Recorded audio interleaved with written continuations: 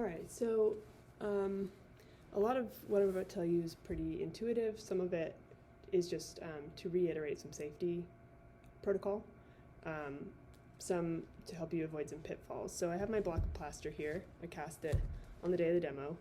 It's still pretty moist because of the humidity in our climate. You can see I've sort of drawn a loose shape on the front of my block, but I need to draw, well, I don't necessarily need to begin this way, but it's helpful to imagine your design from all sides because it will be seen from all sides, right? So if I just go ahead and plan to have my shape basically only visible from the front, I'm going to end up with what I called for you guys the extruded drawing problem, where I carve this exact profile all the way through the block, and when I look at it from the side, I can still see these two parallel faces, and I basically have a block or a rectangle from the side. So I do want to make sure that there's some degree of dynamism from all sides, and I do have to imagine that this shape is kind of somewhere inside of this volume, but does not include these faces. So I will lose some of these drawings as I work, but I'm going to keep track of working in from multiple sides. I think the easiest way to start for my block will be to carve this first profile and then come in and take the contours from the side. So I'm going to lose a lot of material to get that shape. I'm not just going to kind of curve some of the corners off. I'm really going to need to remove pretty much every single face that touched the edge of my mold box except for the bottom because I want it to sit flat. There are many ways that yours could sit. Mine's going to sit flat for the sake of the demo. So I've got safety glasses on. That's super critical. I have my chisel. These chisels are straight out of the box, so they're not as sharp as they would be for wood, but they're still really sharp, so you really don't want to drop these on your toes. I have closed-toed shoes on. I have leather shoes on. Not a bad idea. I have a work shirt on because this is pretty messy. So the way that the chisel works is that that wedge at the front of the chisel is going to drive itself into the material and push away the material that's in front of it. So this is the orientation of my chisel if I want to get rid of this. If I flip it this way, it will very likely still work, but it'll be more likely to just embed itself into the material. Okay, so I have my entire body behind the momentum of the chisel before I start hammering on it. So that was a relatively aggressive first pass, but this is a first pass that will never work. So I need to slowly chip away at the material way on the outside margins of my drawing before I can even begin to kind of fine-tune it. One very common injury is missing the chisel and hammering your thumb. That just requires, I'll probably do it in the video too. So note safety glasses. If I was working here with another person, even more critical that we both have safety glasses on as I'm sending material flying away from me.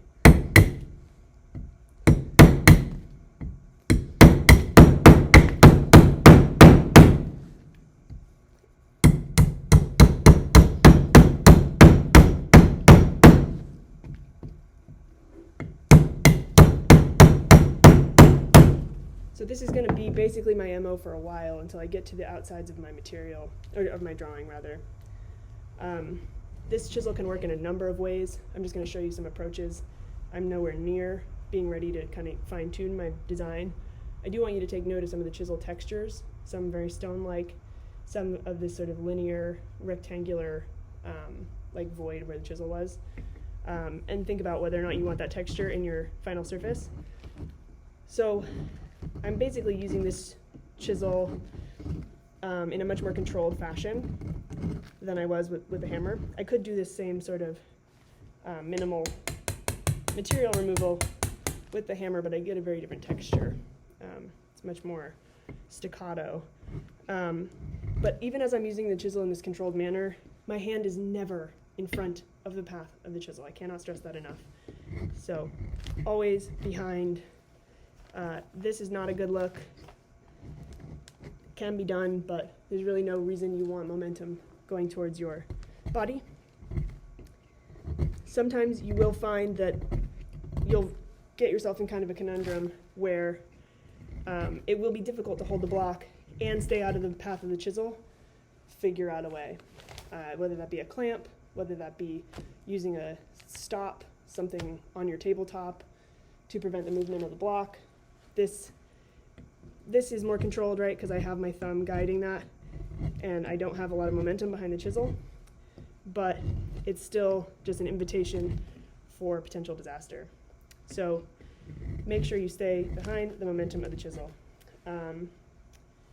Okay, so I just want to show you that while my block is pretty wet, I can still work. It's sort of drier than I would want to do this with, but if you guys just cast maybe today or over the weekend, I managed to cut myself on the block itself. This ridge where my clay was in my mold is kind of sharp, so as it goes. I'm going to take that down immediately so I don't do that again. This is just a wire loop tool from ceramics, from the practice of ceramics. I didn't go into the ceramics room and grab it. There's some of these in the plaster room, but like I said, tools don't go back and forth between plaster and other materials. They really just stay in plaster. But yeah, I can still work this material with clay tools. It gives me, again, a different surface. Very smooth. Still somewhat faceted. And I want to show you, this is kind of standing in for a, what is it called, a fettler's knife. Basically whittling. Really controlled gesture, even though I am moving towards my body here. I have very limited range of motion as I'm drawing this knife towards myself. So there's no momentum that can really go past here because I'm not really using this hand to do anything other than guide. So the name of the game is always, how can this tool harm me and how can I stay out of its path? So variety, really anything that makes an impression in the plaster is a valid tool to achieve an impression in the plaster. I've seen people use horse brushes to achieve a texture. Okay. I also brought a number of more fine carving tools. This is actually a dentist's tool. So say I'm at my final surface and I have some really fine creases I want to work into the surface. These sort of carving tools are really effective in this material as well. This set I just bought at Blick a couple years ago for like, I think it was like $13 for the whole set, and I've gotten a ton of traction with them. I use these mostly for oil clay, so not really for abrasion so much, but they do work really well. All right, I'm going to pause and keep working on this, but really just wanted to go over some of the chisel safety and some tools that are available to you. Pretty straight ahead stuff. Okay, I'll pause for a while.